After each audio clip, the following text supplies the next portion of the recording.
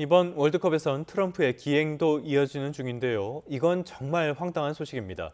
미국과 벨기에의 16강전을 앞두고 트럼프 대통령이 국제축구연맹 피파 회장에게 레드카드 재검토를 직접 요청했다고 인정한 겁니다. 이 파장이 어마어마하게 커지고 있습니다.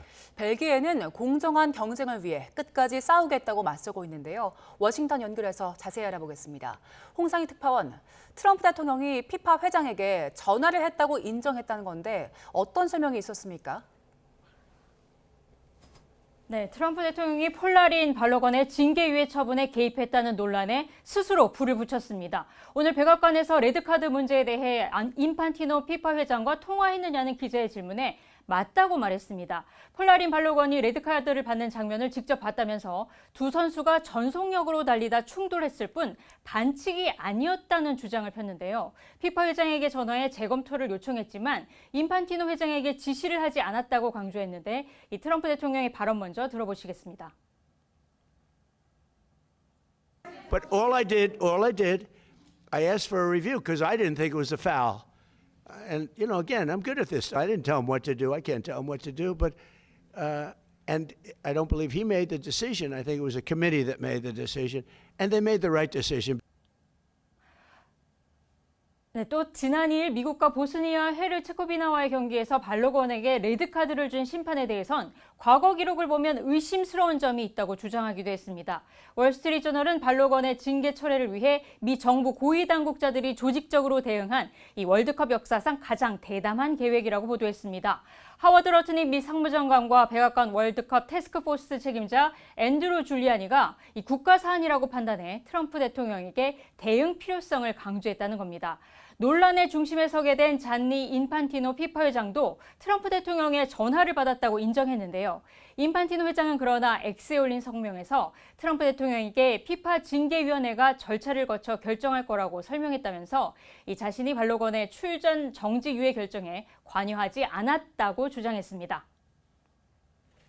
네, 이젠 미국이 이기면 부당한 개입으로 이긴 거고 미국이 지면 부당한 개입에도 졌다가 될 수밖에 없겠는데요. 몇 시간 뒤 미국과 16강전을 앞둔 벨기에 쪽의 반응도 궁금한데 어떤 반응들 나오고 있습니까? 네, 먼저 벨기에 왕립축구협회는 공정한 경쟁과 스포츠 기본 원칙을 지키기 위해 끝까지 싸울 거라는 입장을 내놨습니다. 피파의 징계유예 결정에 대한 설명을 요구했지만 이 피파는 항소 절차를 마무리할 시간이 몇 시간밖에 안 남았다고 통보해왔을 뿐 아무런 정보도 제공하지 않았다고 비판했습니다. 축구 심판 출신이죠. 이 막심 프레보 벨기에 부총리 겸 외무장관은 만약 전화 한 통으로 결정된 거라면 스포츠의 기본적인 규칙을 훼손한 거라고 목소리를 높였습니다. 벨기에 축구대표팀인 데블스 팬들은 레드카드를 받은 선수가 다시 출전하게 된 상황을 납득할 수 없다며 반발했는데요. 반응 들어보시죠.